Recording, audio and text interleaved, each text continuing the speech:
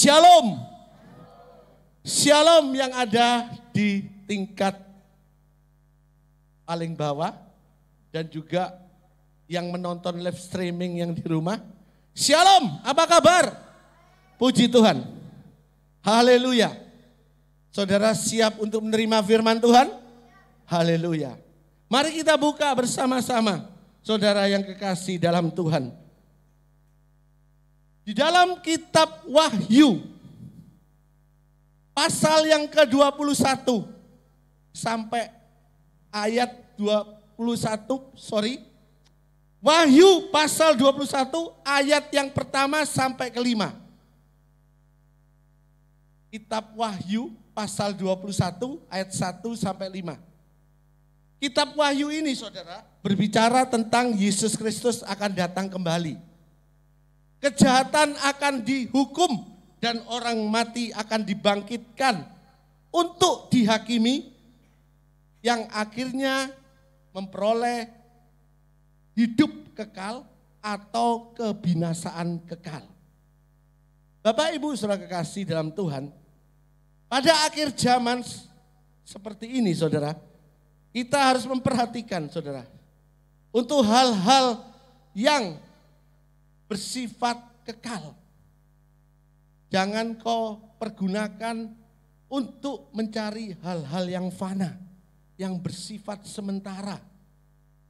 Karena kita harus berjaga-jaga senantiasa sebagai anak Tuhan.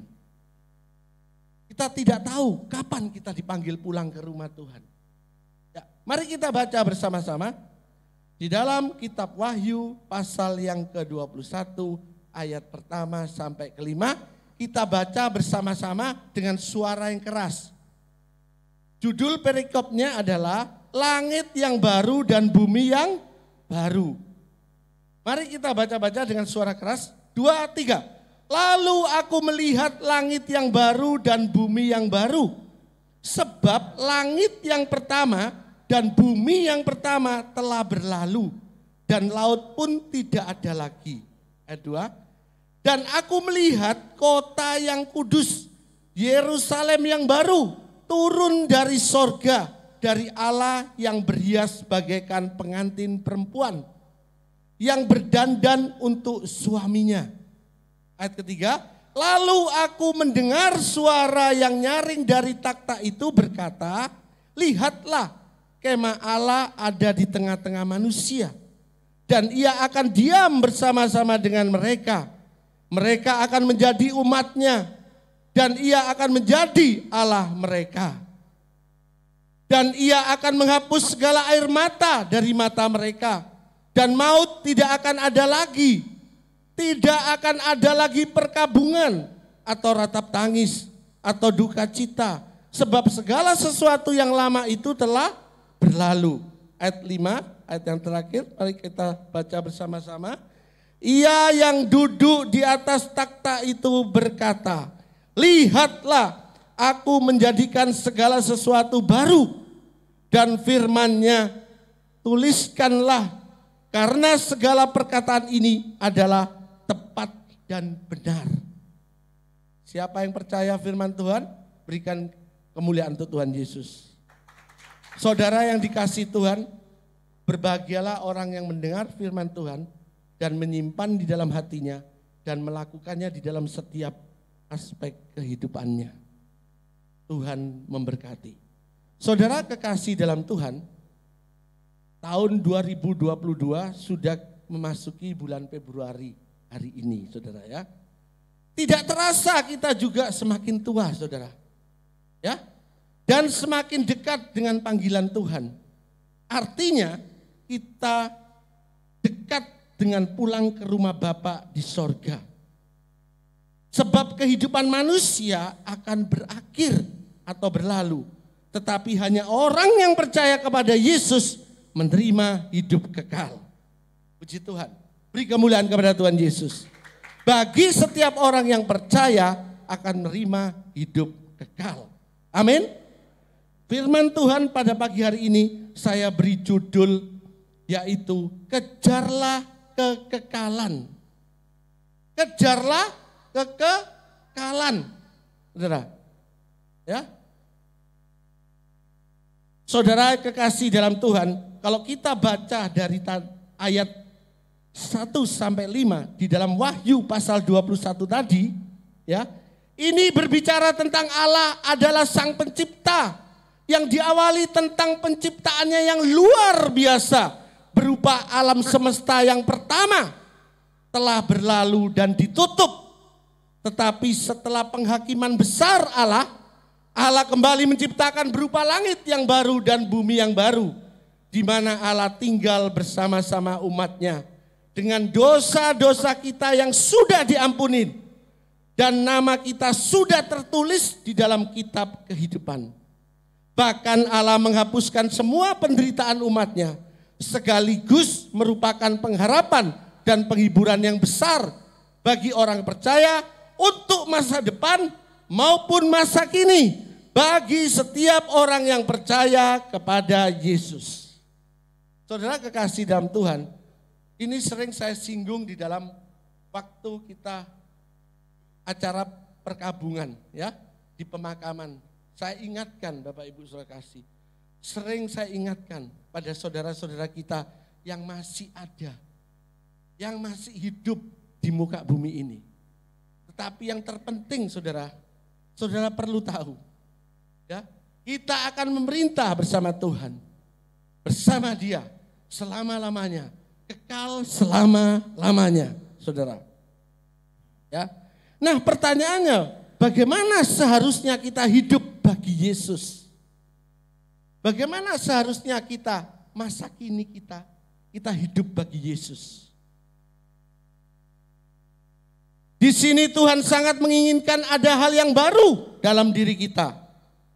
Ya, sesuai dengan judul perikop yang tadi saudara baca, langit yang baru dan bumi yang baru. Tuhan sudah juga menginginkan kepada kita ada hal yang baru di dalam diri kita. Meskipun banyak orang berharap semua menjadi lebih baik dari tahun sebelumnya, saudara. Ada suatu perubahan, ada suatu pertumbuhan, ada suatu peningkatan, baik di dalam kesehatan kita, baik di dalam usaha dan pekerjaan kita, baik di dalam berumah tangga, baik di dalam hubungan dengan sesama, maupun baik di dalam pelayanan kita. Saudara kekasih dalam Tuhan, ini yang didambakan semua orang untuk pergantian tahun, untuk tahun yang baru, khususnya tahun 2022 ini, saudara. Semua ini menjadi satu kebutuhan manusia lahiriah kita. Sedangkan kebutuhan manusia batiniah kita harus saudara mengalami pertumbuhan dan perkembangan serta peningkatan juga setiap hari, saudara. Bukan hanya soal-soal lahiriah saja yang harus meningkat di dalam kehidupan kita. Saya tidak alergi dengan peningkatan kehidupan kita semua orang yang hidup di dunia ini. Kita semakin hari semakin hidup penuh dengan semua keadaan baik. Itu yang semua yang kita inginkan bersama. Tetapi saya mau minta hari ini saudara, untuk kita lebih sadar lagi. Kita ingin untuk peningkatan khususnya kebutuhan manusia batiniah kita.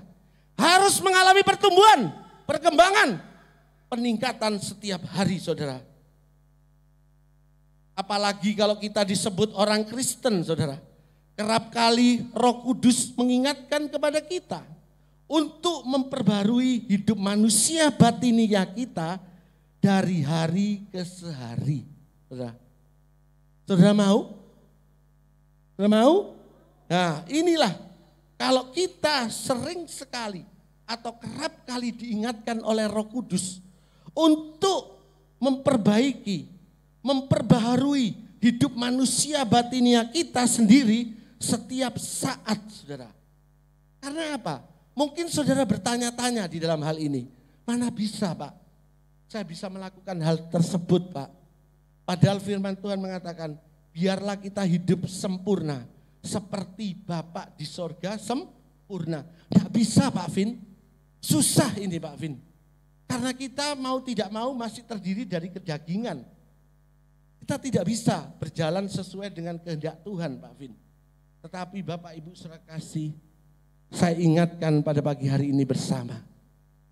Karena ketika Tuhan sudah terlebih dahulu memberikan yang teristimewa di dalam diri kita yang paling dalam, saudara harus menyadarinya dan harus melakukannya. Amin. Mari kita buka di dalam Yeskiel. Di dalam Yeskiel 36 ayat yang ke-26. Saudara perhatikan ayat ini ya. Puji Tuhan. Mari kita baca bersama-sama dengan suara yang keras. 2, 3. Kamu itu siapa saudara? Kamu itu siapa? Saudara sekalian dan saya. Kamu akan kuberikan. Punya huruf besar. Siapa yang memberikannya? Siapa yang memberikannya? Yesus. Ya. Kamu akan kuberikan hati yang baru dan roh yang baru di dalam batinmu. Dan aku akan menjauhkan dari tubuhmu hati yang keras dan kuberikan kepadamu hati yang taat. Saudara kekasih, kalau kita baca ayat ini saudara, itu artinya Tuhan Yesus sudah terlebih dahulu memberikan kepada hati kita yang baru. Tuhan sanggup mengubah hati manusia lama kita, yaitu hati yang keras, hati yang kaku, yang tidak dapat ditegur, tidak dapat dinasihati, dan sering memberontak, akan menjadi hati yang lembut dan tunduk, serta taat pada segala perintah Tuhan. Amin. Amin. Saya percaya Tuhan sanggup memberikan hati kita yang lembut. Hati kita yang murni, saudara. Hati kita yang tulus, ya, sehingga kita dapat melakukan kehendak Bapa di sorga. Ya, karena saya percaya kuasa Roh Kudus hanya yang mampu mengubahkan hati manusia. Tidak ada satu seorang pun yang mampu mengubahkan hati manusia. Ya, termasuk saya tidak bisa mengubahkan hati manusia. Hanya Roh Kudus yang mampu mengubahkan hati manusia. Amin. Karena firman Tuhan jelas dikatakan, hanya Roh Kudus yang memberikan hati yang baru, roh yang baru, saudara. Nah, sekarang bagaimana caranya kita mengeterapkannya, saudara? Bagaimana kita mengeterapkannya di dalam kehidupan kita sehari-hari? Ketika Tuhan sudah terlebih dahulu memberikan hati yang baru dan roh yang baru di dalam batin kita. Kita buka di dalam Amsal 4 ayat 23. Ya, ini sudah tidak satu yang istimewa, tapi ini sesuatu yang sudah sering kita baca, saudara. Mari kita perhatikan ayat ini. 2, 3.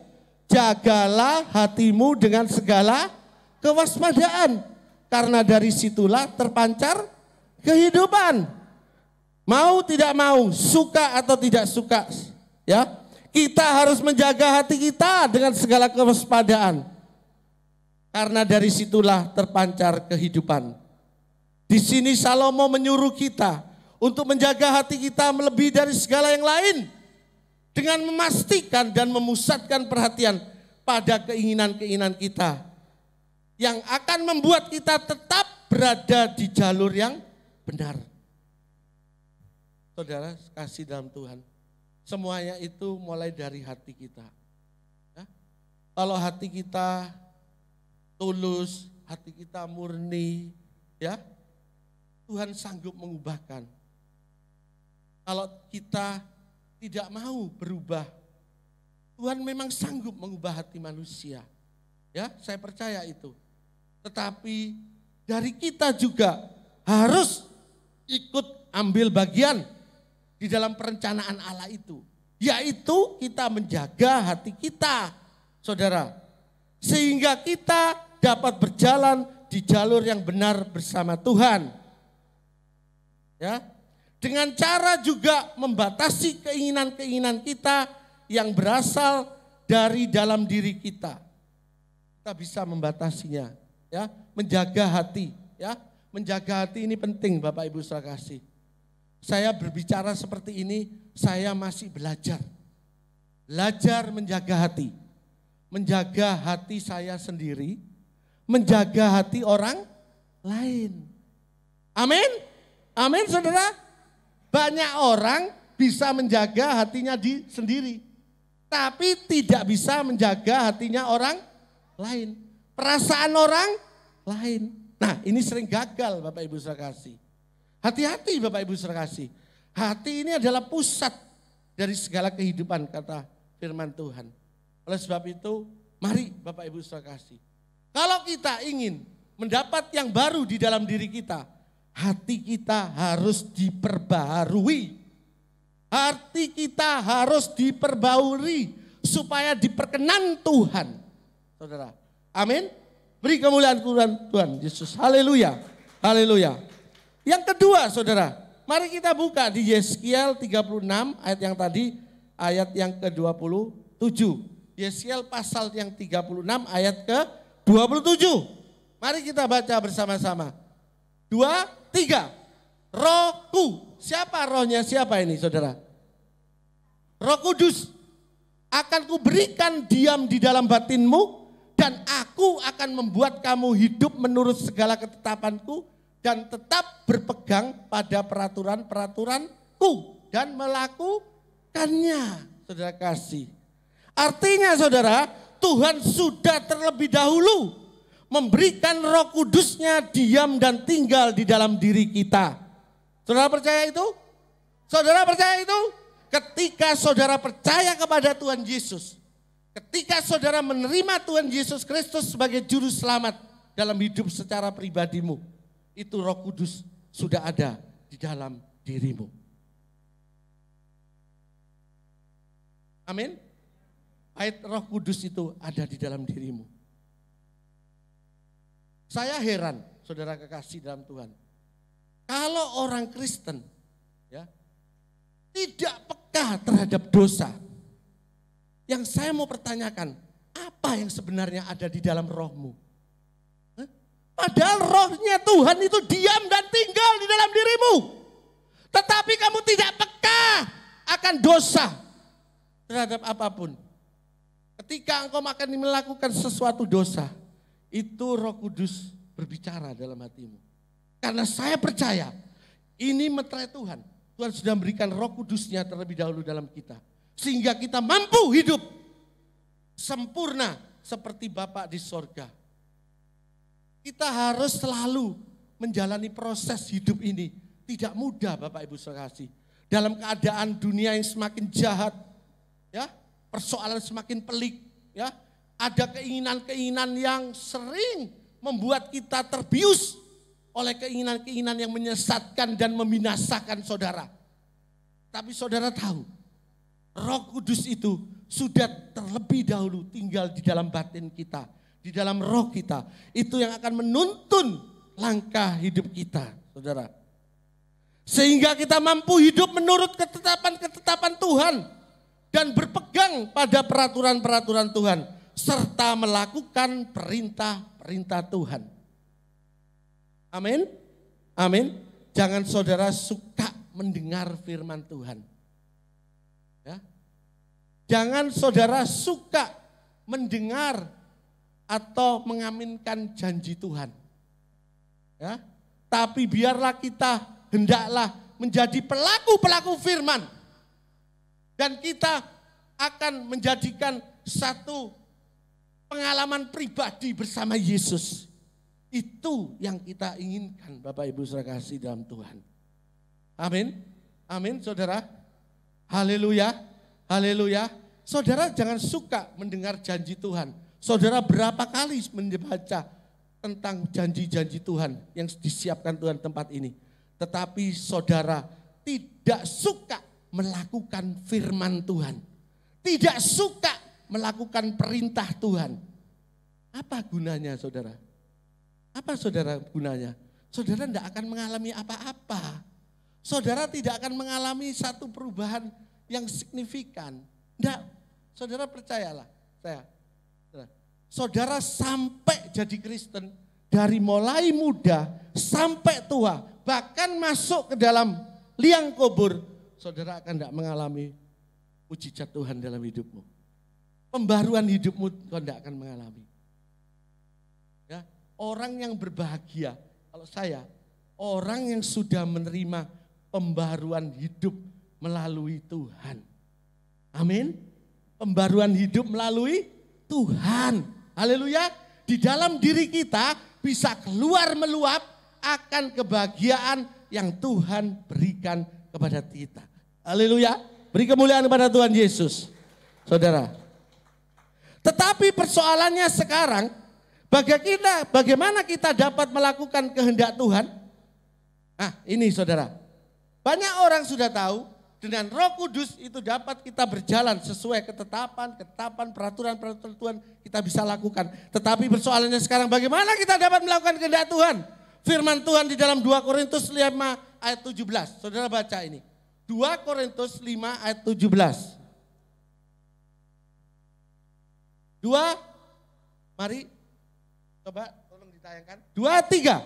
Jadi siapa yang ada di dalam Kristus, ia adalah ciptaan baru. Yang lama sudah berlalu, sesungguhnya yang baru sudah datang. Saudara kekasih dalam Tuhan. Jadi siapa yang ada di dalam Kristus adalah ciptaan yang baru, yang lama sudah berlalu, sesungguhnya yang baru sudah datang. Artinya saudara yang dikasihi Tuhan, kita harus lahir baru, menjadi manusia baru atau ciptaan baru. Berbicara manusia baru tentunya sangat berkaitan dengan gaya hidup seseorang untuk berhenti berbuat dosa. Saudara mengerti tentang hal ini? Jelas saya katakan? Haleluya. Jadi berbicara manusia baru atau ciptaan baru tentunya sangat berkaitan dengan gaya hidup seseorang untuk berhenti berbuat dosa. Dengan segala meninggalkan cara hidup kita yang lama, yang rusak, yang salah. Kemudian mengenakan manusia baru atau ciptaan yang baru yang serupa dengan Kristus. Yang disempurnakan oleh Roh Kudus sendiri. Yang diam di dalam diri kita. Amin. Amin. Nah penjabarannya saudara. Ya dengarkan baik-baik. Ya. Sebenarnya sebagai orang percaya atau orang Kristen, masing-masing bertanggung jawab memberi makan tubuh jasmani dan rohaninya. Ya, sebagai manusia Kristen, sebagai manusia baru, ciptaan baru, kita masing-masing bertanggung jawab memberi makan di dalam tubuh jasmani dan tubuh rohani kita. Ini saudara, bertanggung jawab memberi makan ya. Saudara dengarkan baik-baik. Saya lanjutkan saudara. Ya. Haleluya. Haleluya.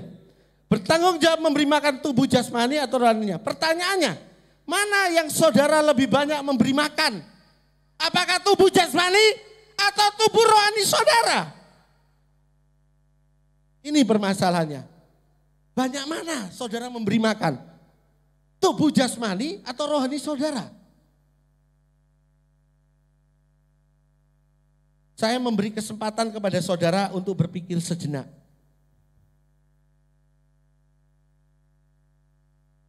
Saya dulu dipertanyakan seperti itu di dalam hati saya. Sebelum saya benar-benar untuk hidup di dalam pertobatan, saya dipertanyakan dan di dalam diri saya sendiri. Artinya saudara yang kekasih dalam Tuhan, pada saat ini saya memberi kesempatan saudara untuk berpikir sejenak. Sambil merenungkannya, kemudian introspeksi diri. Ketika saudara banyak memberi makan tubuh jasmanimu, kecenderungan saudara akan menuruti keinginan dagingmu. Amin. Jelas saudara? Kalau saudara lebih banyak memberi makan jasmanimu, kecenderungan saudara hidup menurut keinginan dagingmu. Ya, keinginan dagingmu, keinginan egoismu. Ya, semua yang mumu sendiri ya. Seperti saya, kuku semua. Ya, itu yang kalau lebih banyak kau memberi makan jasmanimu. Dan tentunya tubuhmu akan berkembang menjadi gemuk. Pasti itu. Tapi kedaginganmu juga gemuk. Saudara. Kedaginganmu gemuk juga. Nafsumu tidak terkendali. Tidak bisa mengendalikan. Karena lebih kuat dagingmu daripada rohmu. Amin. Jangan diaminkan. Biarlah kita berubah pagi hari ini. Ketika kita memberi makan tubuh jasmani kita, kecenderungan saudara akan menuruti keinginan dagingmu, membawa kepada kehancuran dan kebinasaan kekal, karena hanya bersifat sementara. Tetapi sebaliknya ketika saudara lebih banyak memberi makan rohanimu, melalui apa saudara? Untuk memberi makan rohanimu itu melalui apa? Apa saudara setiap hari harus ke gereja? Apa setiap hari saudara harus mengikuti persekutuan-persekutuan? Apa saudara setiap hari harus melayani Tuhan? Melayani pekerjaan Tuhan? Tetapi saudara enggak melayani pribadi Tuhan. Ya, hati-hati saudara. Baik semua melayani Tuhan, pekerjaan Tuhan baik semua. Tapi kalau engkau tidak melayani secara pribadi kepada Tuhan kita sendiri, itu sangat-sangat ya membuat engkau akan jatuh dalam dosa. Bagaimana Pak kita harus melakukan untuk kita memperbanyak memberi makan rohani kita? Melalui doa saudara. Doa, doa, doa. Jangan kosong-kosong doamu. Jangan bolong-bolong doamu, doa.